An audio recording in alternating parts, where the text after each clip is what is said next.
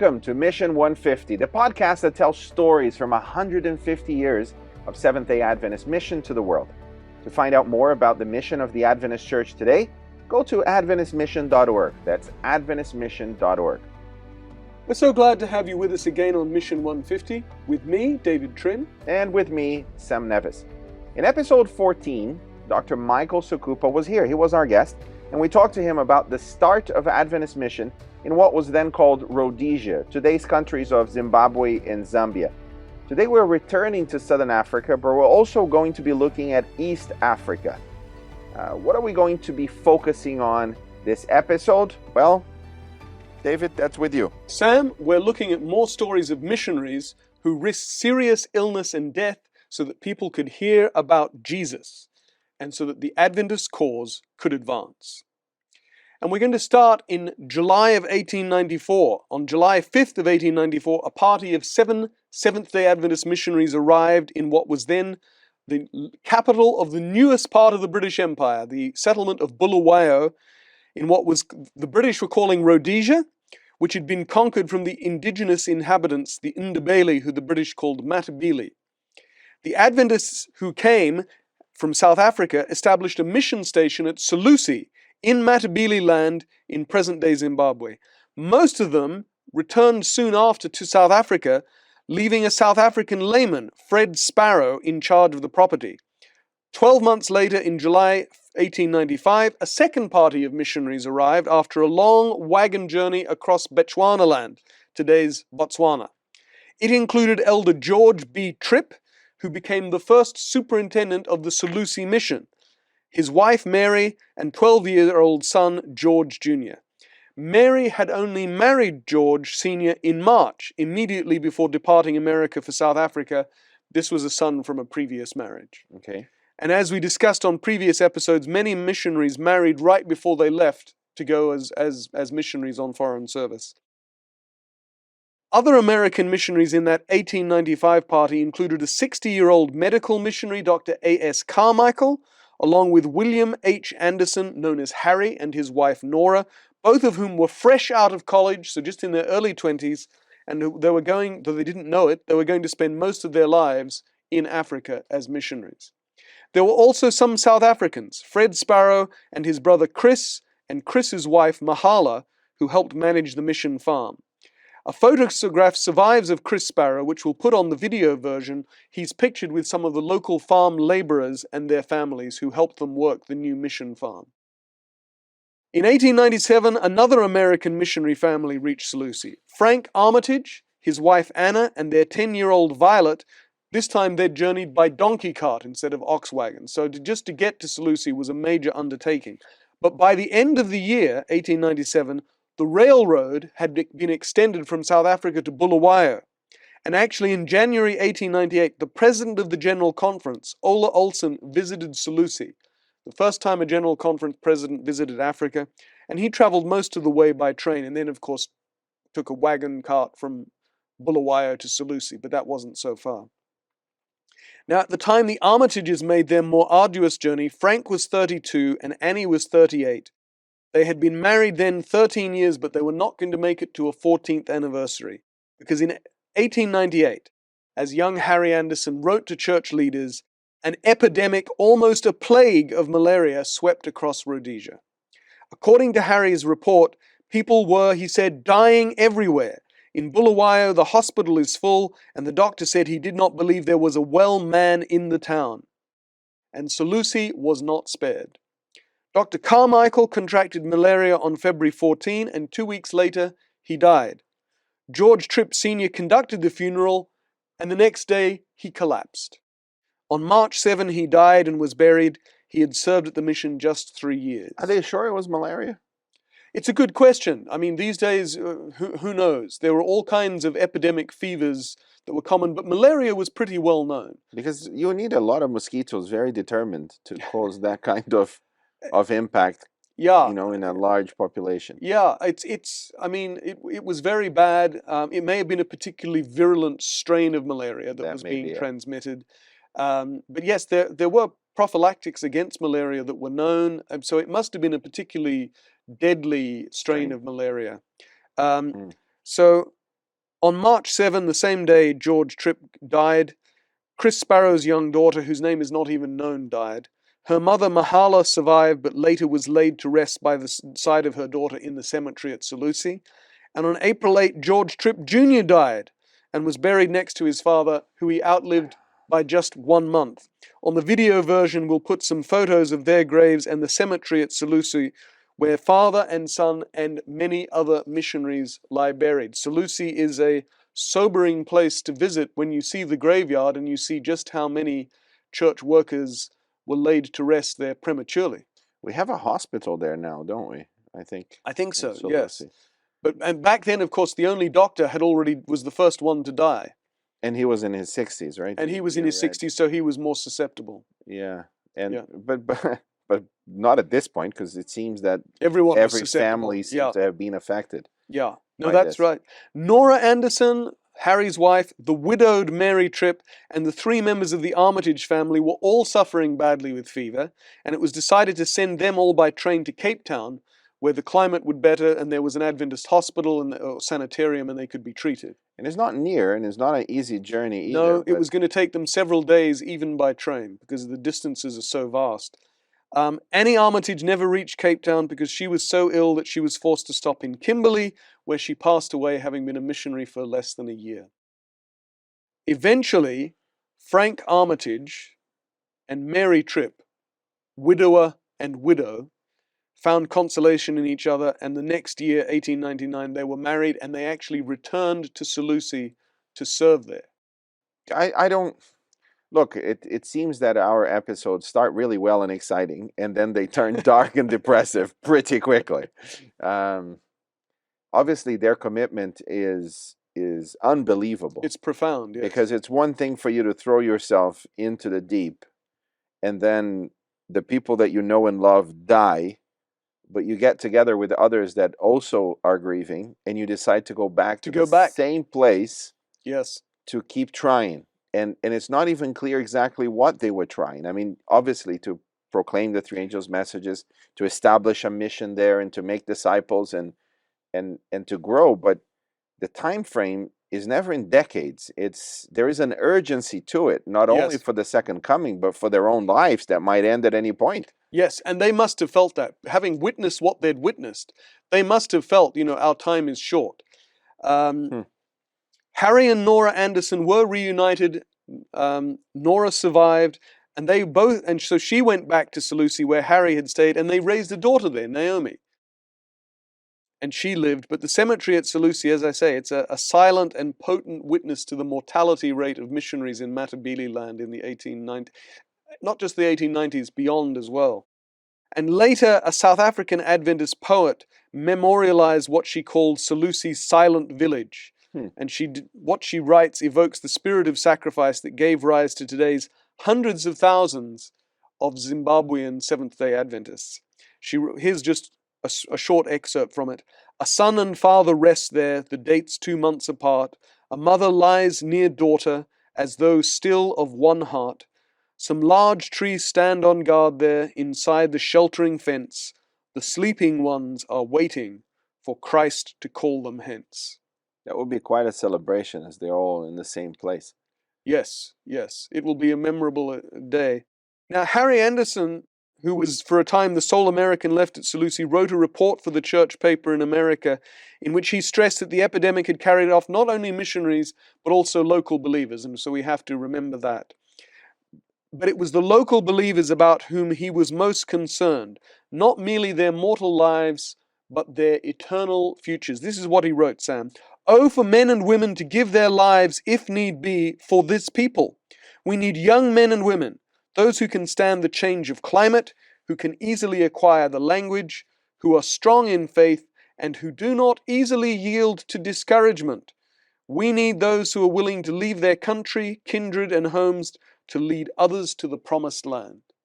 Here's the part that I've been meditating recently.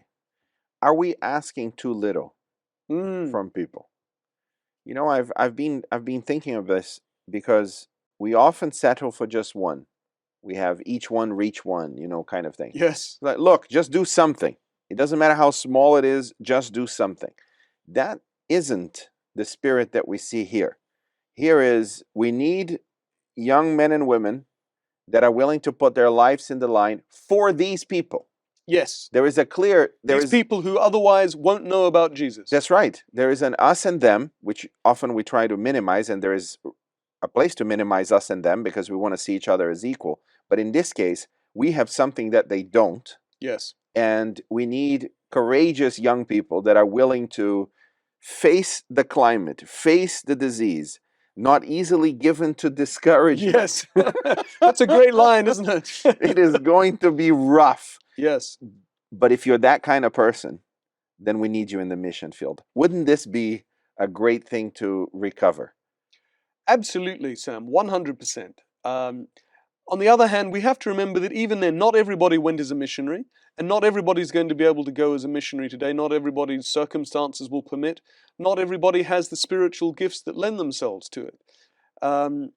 And so the idea of each one reach one is still, that everyone should be involved, total member involvement. Yes. And it's better for you to do something than to do nothing. Right. But there are some who that God is calling for that kind of sacrifice. Yes. And we mustn't be shy of putting that out there also. There are still places that are dangerous for multiple reasons, and we need those missionaries. Definitely. There are still places that are dangerous or at least very difficult. And that line, do not easily yield to discouragement, that applies. will be applicable. There are countries in the Middle East and North Africa especially, Islamic countries, where any kind of work may have to be done from a different country because there's simply no freedom of religion. And so you may need a missionary, and I'm thinking of actual countries, we won't name them in order not to endanger anybody. But there are Middle Eastern countries today where there's a missionary working in the country next door or a country nearby, which is a slightly more liberal laws, and it's okay for them to operate there. And they work by sending literature, by subtle means, and then by the actual church members witnessing. And if they win souls, which they're doing, they have to fly to another country in order to be baptized. I have had conversations with people that are very discouraged by that reality. I can think of North Korea and other countries that are closed still.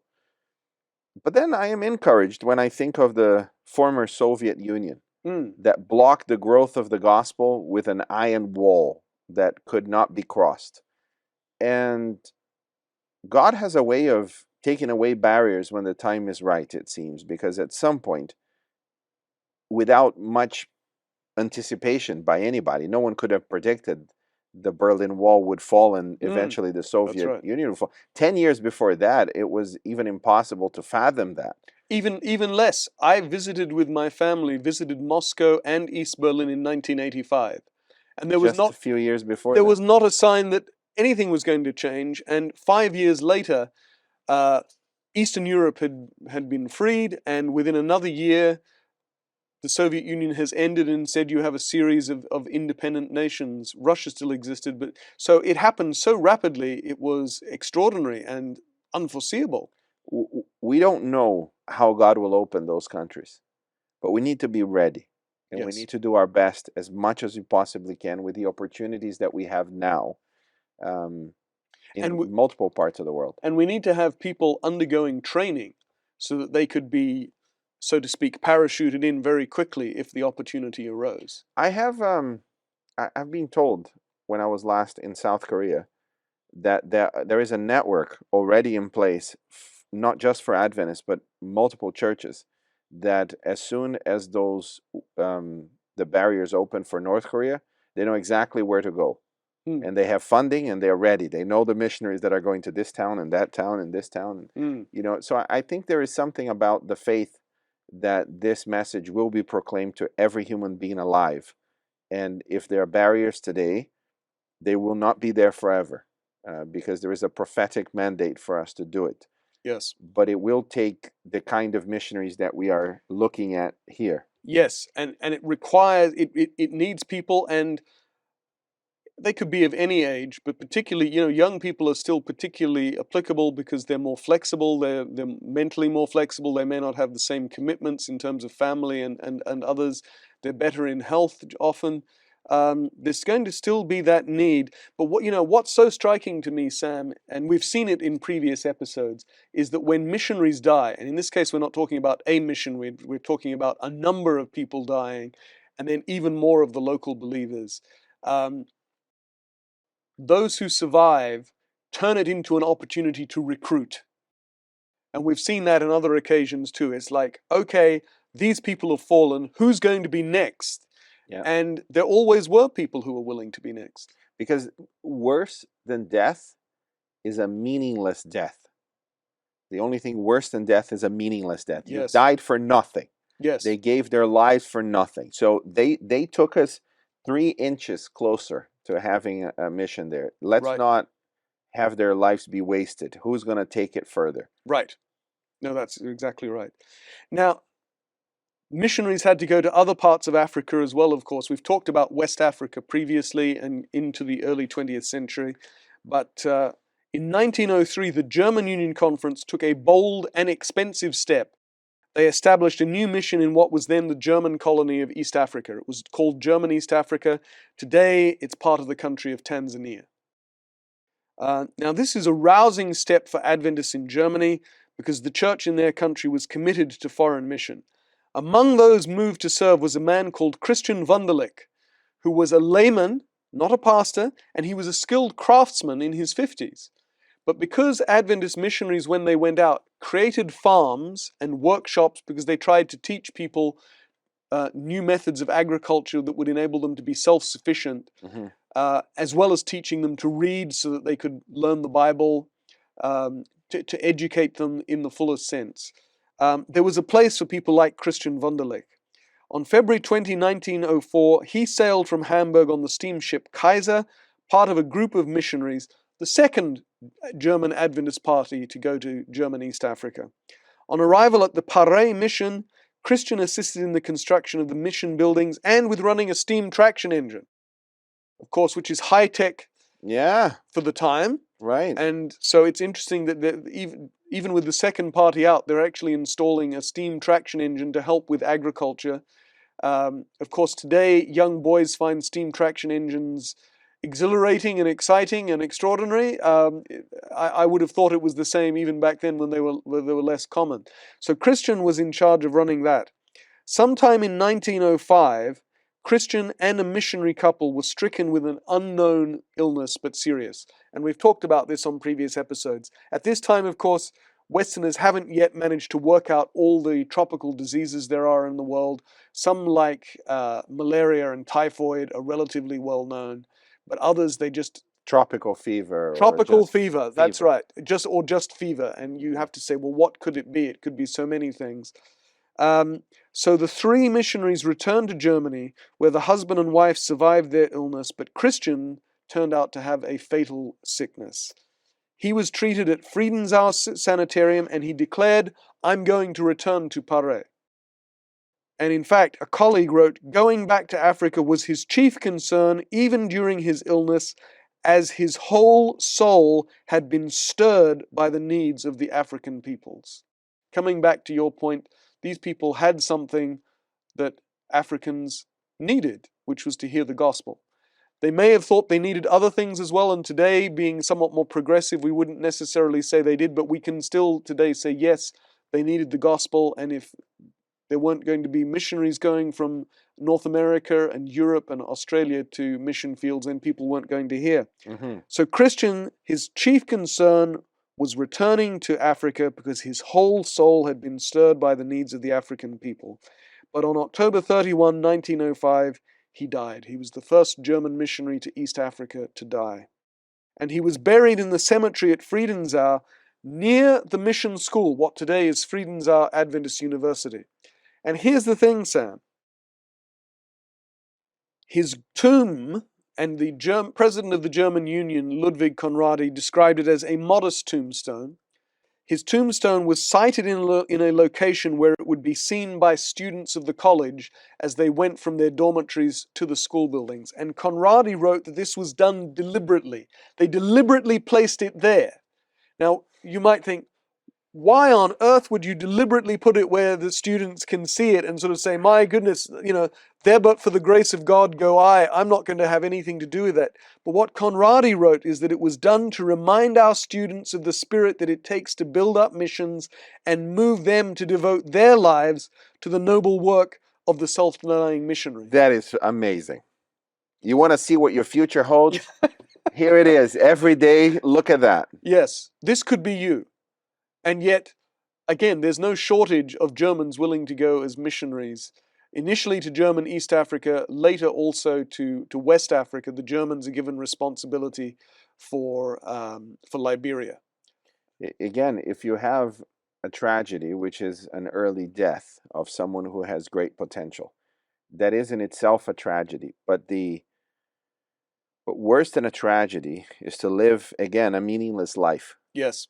And not to have a purpose, and not to yeah. It's interesting. C.S. Lewis says that it's meaninglessness that makes a tragedy. If the death has meaning, it's not a tragedy. If it's meaningless, it's a tragedy because it's meaningless.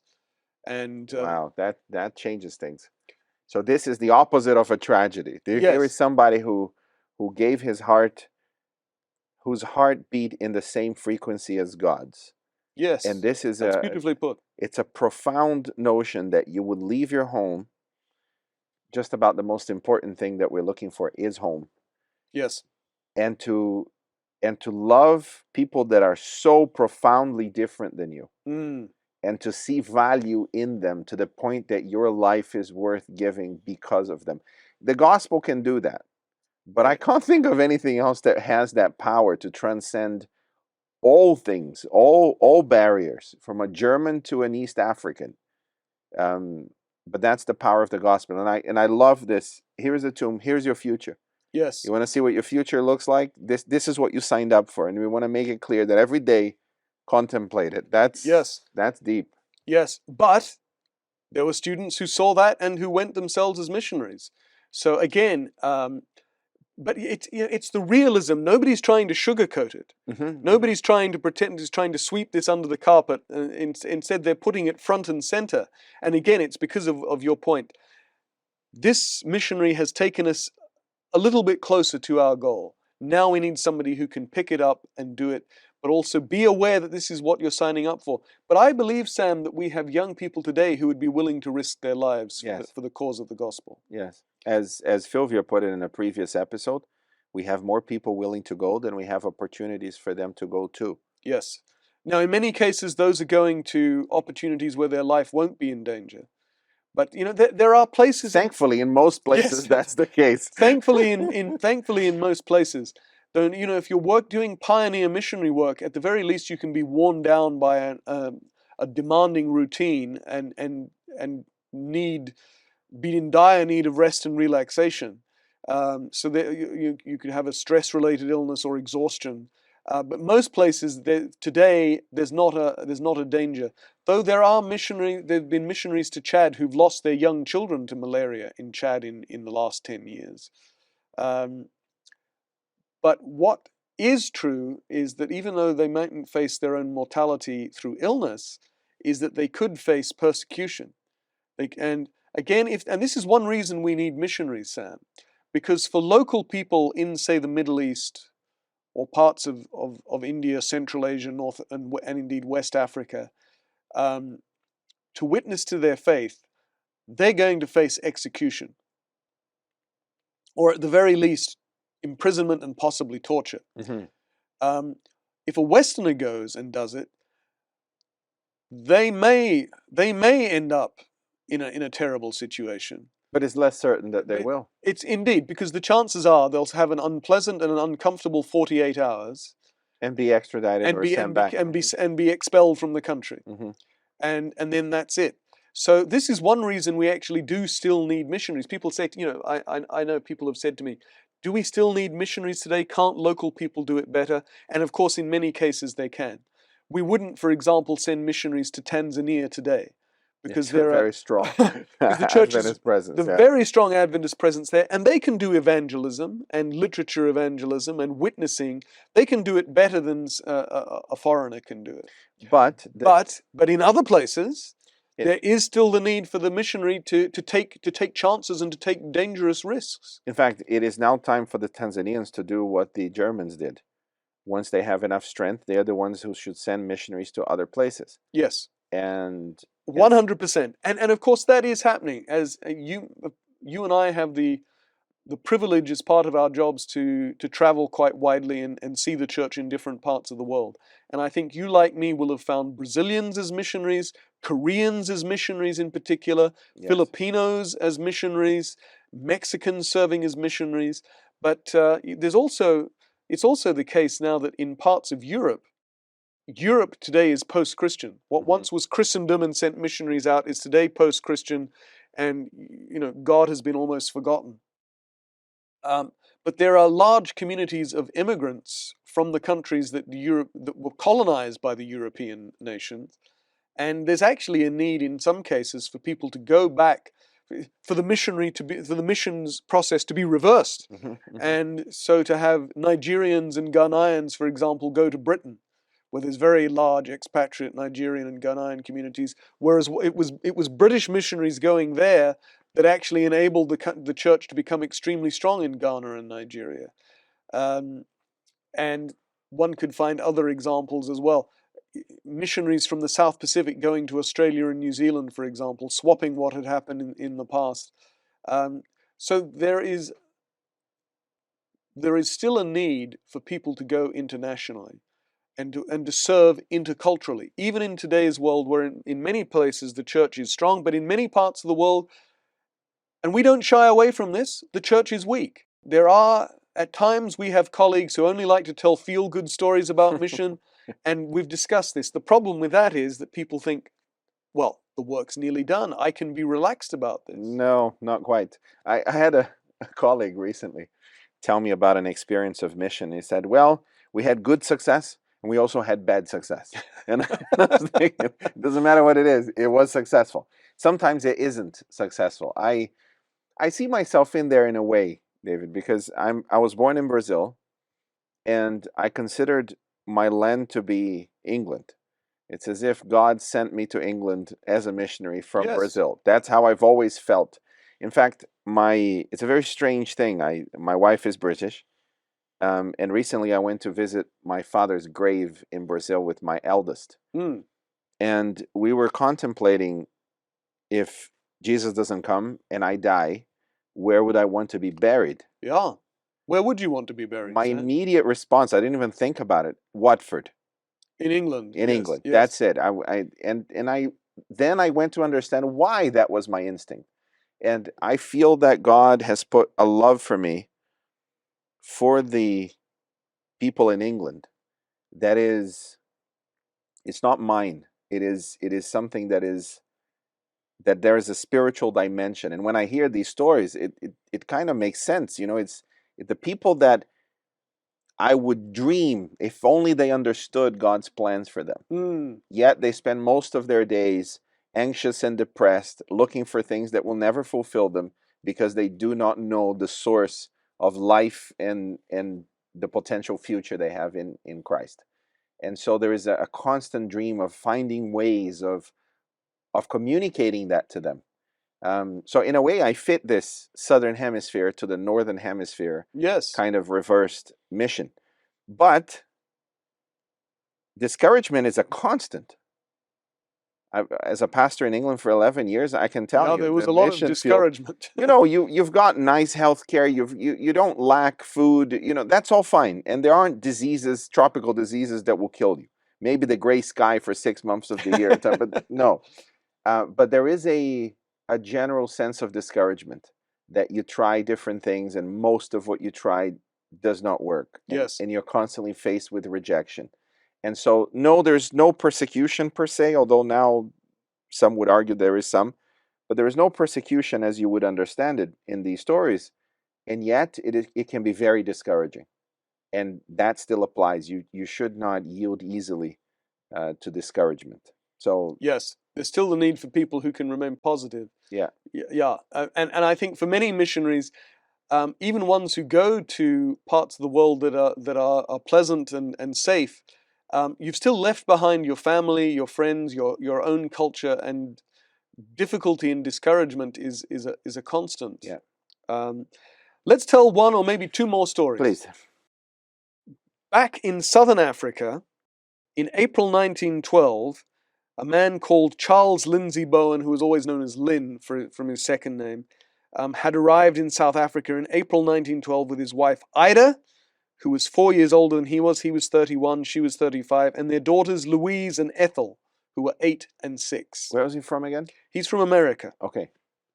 And for those watching on the video version on AdventistReview.tv, you can see pictures of Ida and Ethel taken for their US passport applications a few years later. We also do have a picture of Lynn Bowen himself. The Bowen family took up residence in Rhodesia at Tsungvezi Mission in Manicaland, which, like Solusi, is in today's Zimbabwe, but to the east of Matabeleland. So it's still in Rhodesia and still in what today would be called Zimbabwe, but well to the east of Solusi. A contemporary photo of Lynn shows that he was a handsome young man. In his hometown, he was remembered as, this is a quote, a young man of pronounced personality, an earnest Christian, and one who made lasting friends wherever he was known. But in 1913, so they've only been there a year, there was an outbreak of smallpox at Tsongvezi, and Lynn contracted the disease. The problem here, and perhaps we don't want to tread on too much on controversial territory, but he hadn't been vaccinated. There was, of course, a vaccination for smallpox. Already at that time? Oh, yes. Yeah, in the 18th century. In fact, the word vaccine comes from the Latin for cow, because people had worked out that if somebody contracted cowpox, they acquired immunity from smallpox. And cowpox is relatively mild, so it would make you a little bit ill. Vaca. Vaca for cow, yeah, exactly. Yeah. Yes, it's in Portuguese as well. I did not So know that's that. where vaccine comes from. So the idea of a vaccine for smallpox was well known, but for whatever reason, Lynn had never had it. And so he contracts the disease. And his wife, Ida, later wrote to Lynn's uncle, he had complications which made it very difficult and painful for him to breathe and swallow, which is a horrible thought if, thinking about painful even to breathe. Now, Chris Sparrow, who you might remember we talked about earlier at Solusi, Chris Sparrow arrived. He helped to treat others at the mission, including Louise and Ethel, who were suffering with smallpox, the two young girls. And they were able to pull through. But it was too late for Lynn Bowen, who endured agonies before his final passing. And on June 2, 1913, Lynn died aged 32 at the mission where he'd only served a year. But here's the thing, and we can tell we're getting into the 20th century now, because Tsongvezi was connected to the telegram. And the next day, news of his death was received in America, where it was actually the time of the 1913 General Conference session. And Lynn's uncle actually worked in the General Conference Secretariat. And so Ida sent a telegram to the United States with the simple but deeply sad message, "My husband died yesterday at 1 p.m. And the next day they receive that and they read it out at the 1913 General Conference session and take a moment to pray for the family. Wow. So we're beginning to get a little bit more of a modern sense now, that whereas it took months for the first missionaries to get to Solusi, and then by 4 years later they have the train to Bulawayo, and now you can send word of the death of a missionary to his family in the United States and have it arrive the next day. And we have a culture and a history of using new technology, whatever that may be, in whatever way possible, to fulfill the mission. Yes. And to, especially in the areas of communication, be it physical, the train and the roads and what have you, and the technology itself. Yes. Yeah. And of course, what they do at the General Conference session is make an appeal for more people to serve as missionaries, for people to volunteer to go, to take up the fallen standard that Lynn Bowen has laid down. And the review is the main vehicle of communication that keeps the brethren, the family together, correct? The Review and Herald, or often just known as the Review, today known as the Adventist Review, yes, that was the main paper, subscribed to by probably a majority of church members in North America. But there were also, at that time, from what we can tell, most church members also would have subscribed to their union paper. Or in some conferences had their own papers. And obituaries would often appear not only in the review, but in the union paper or conference paper as well. But yes, people are reading about, people know what happens in the mission field because they're reading the obituaries and the descriptions of missionaries who've died, and often in unpleasant circumstances, painful and difficult circumstances, agonizing circumstances. And they are very interested in what happens to these missionaries. Yes. I presume they may know some of them by name if they write articles, or if they know at least of their very demise. often the missionaries would write articles that themselves appeared in the review. And so people might have, in some cases, might have read an article by a missionary or their spouse who died, and say, okay, I recognize that. And giving for mission is also very, very elevated in this period. Adventists give more per capita for mission in North America in the early 20th century than any other Protestant denomination. Why are we less interested in the lives of missionaries today? And are we? That's the first question. Do you perceive that we are? Is it because it's a common thing more than it used to be then? Is it because we can't talk about many of the missionaries we send to the really difficult places? A combination of all of these? What's your feeling for that? My sense is that most people are still very interested in missionaries. But for whatever reason, we've gotten out of the habit of telling their stories as much as we used to. And it's partly because today missionaries tend to do very safe jobs. They tend to be sent to be teachers and doctors or administrators. Which isn't as exciting, I suppose. Which isn't as exciting as somebody who's working on the front line. And of course, back in the day, even if you were a teacher or a doctor, you were working in an isolated mission field. You didn't have a cushy job. It was an adventure by every sense of the word. Absolutely, and you might be literally weeks or even months from the nearest outpost of civilization. So I think today the stories just aren't as exciting, and where they are, very often we can't talk about them too freely because it would endanger local believers. It would be dangerous for the missionaries too, because they're working in or for countries which have massive persecution against Christians, and we have to be very careful what we say. But there are still quite a lot of missionaries working in difficult circumstances, and we could tell their stories more, and I think people respond very well. Mm-hmm. I think when I have the opportunity to travel and speak at camp meetings, for example, or various regional days of fellowship and so forth, and I very often tell stories about the history of the church's missions, and people are always fascinated. People love to hear the stories. So Yeah. I think there is still the same interest. Perhaps we just have to do better in telling the story. And let's tell one more story. Let's go. Before we end. Sometimes, sadly, it wasn't missionaries who died, it was their children. In 1908, Samuel Konigmacher, an American missionary, mailed a truly tragic postcard to Tyler Bowen in the General Conference Secretariat. In April 1908, Samuel, who was 30, and his 28-year-old wife, Ruth, had sailed from New York, and they arrived at Malamulo Mission Station in British Central Africa, as it was then called, which is today's nation of Malawi.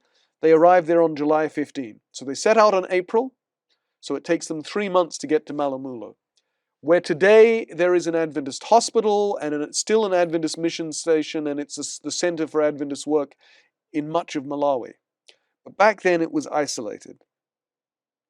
And actually soon after, they moved to Matandani, which was even more isolated than Malamulo. Their first child, a son, Samuel Jr., was born in Matandani in October 1908, but in December 18, Samuel Sr. recorded his son's passing, and he wrote this to Bowen on a postcard that he must have brought with him because it has an image of his home state of Pennsylvania. We have it in the GC archives. Wow. And on it he writes, "Dear brother, our little boy died last night with fever and an acute attack of indigestion. We buried him today. We will miss him much. Respectfully, S. Konigmacher." So we have that in the General Conference archives, this incredibly poignant document. And as we've discussed before, this is the Victorian era. This is the era when people don't show emotion very much. And it's a very, on the face of it, you might say it's an almost heartless document. But I think you can penetrate beneath the words to the emotion beneath. Indeed. Our little boy died last night. We buried him today. We will miss him so much. David, do you think that had an impact in the General Conference leadership that kept sending missionaries? And you get my point. You're about to vote a family that goes. Yes, yes. You've just received that postcard, and you can't help but wonder if the children of this new family that you are sending, if they will make it. Well, interestingly, the General Conference Executive Committee actually vote to send an expression of sympathy. So Tyler Bowen, who's in the Secretariat, shares this news with them, and it's in the minutes that they vote to send an expression of sympathy. So in one sense, church leaders do respond. And no doubt Konigmarker appreciated the sentiment, but it can't have done much to ease his pain or his wife Ruth's pain. Did GC leaders think perhaps we shouldn't be doing this? If so, they never minuted. They always seem to feel we're privileged, we live these privileged lives, and we're privileged because we have the gospel and we have the prophetic truth of the Seventh-day Adventist Church. It's up to us to give something back to the world. And of course, we don't conscript anyone as a missionary. No. Everyone who goes is a volunteer, but you do have to wonder if at times somebody in the GC leadership thinks maybe we shouldn't be doing this. Or at least, in the very least, they must have felt the heavy heart as they made decisions. They knew at this period when they're sending people out that there is a high risk for the person going. And they're aware of that. There's no question, but they're aware of it, because very often the first note of somebody's death will be a brief note from W.A. Spicer, who was the GC secretary, in the review saying, today we received word that such and such a person has passed away, and then later a fuller report will appear. But so the GC Secretariat is receiving the first news, and so Spicer, who of course is the absolute champion of Adventist mission, with A.G. Daniels, who's the president as well, very much, but Spicer is the absolute champion of this. He knows that when they vote in the executive committee to send somebody as a missionary to a foreign country, and especially in Latin America, Africa, or Asia, that it's a dangerous business. This isn't a game to them. No. It's very clear. It isn't a marketing strategy. It isn't a corporate operation. It isn't an entrepreneur spirit. This is the most important thing, the most important message ever given, and we must deliver it. Yes. And whatever cost that God brings us to bear is worth it. Yes. And of course, we all die, and a meaningful death, as you alluded to earlier, is honorable. Yeah. And they believe that the next thing that person will see is Christ at his second coming. The sad thing about the Konigmarkers is they had 3 more sons, Arthur, James, and Joseph, born in the mission field, and James and Joseph both were buried there. So they had 3 more sons. So you can imagine when Ruth became pregnant, she must have wondered, is this one going to live? One of them, Arthur, does live. And the extraordinary thing is the Konigmarkers continue in Africa, serving selflessly. And in fact, it was 14 years before they even took a furlough back to America. They spent their lives in pioneering work in remote and difficult locations, constantly pushing the boundaries of mission forward. They could have taken, asked for a more comfortable position back in South Africa, but they always want to be pushing the boundaries forward. In 1934, while serving in Barotse land, which today is a part of Zambia, Ruth fell ill. She was taken to Cape Town, to Claremont Sanitarium for treatment, but she died there in September 29. And on hearing the news, a senior church leader wrote of Samuel and Ruth, their willingness to go and live under difficult conditions has been an inspiration to many of our missionaries. So other missionaries know that the Konigmarkers are always out there on the front line, and their example, their self-sacrificial ministry is an example to others and inspires others. If they are willing to do that, I will do this. And actually, Samuel, after Ruth's funeral, returns to the far north, Mm. and worked another 6 years before retiring. His health, and from what we can tell, even his mental equilibrium was broken. He had served 32 years as a missionary, burying 4 of his family in African soil. And the question might be why, and the reason is because he loves the people. And we know that the Konigmakers were actually criticized by other missionaries in the 1920s for being too close to the local people. What does that mean? Well, we're talking about, and sadly, countries that would soon have apartheid as a legal system and had racial prejudice very prevalent in them. And I see. in the winter of 1934, a white church leader in South Africa wrote that Samuel could not be placed in charge of European work. That would be the more comfortable post back in South Africa. Mm-hmm. He couldn't be placed in charge of European work because his whole life has been given to the work of the primitive native tribes. So he's no longer acceptable for a sophisticated white constituency. That's very interesting. Because he's gotten so used to working for the primitive native people. Today, we wouldn't use terms like that. But it was meant as, and of course, what was meant as a reproach to us sounds like praise. Sounds like Jesus. this is high praise, isn't it? That he's so willing to work among these people. And a church leader wrote when he died, he wanted to get out among the raw heathen. Again, we wouldn't use that terminology today. But that was Samuel's point of view. These are people who don't know Jesus. These are people who haven't heard the good news.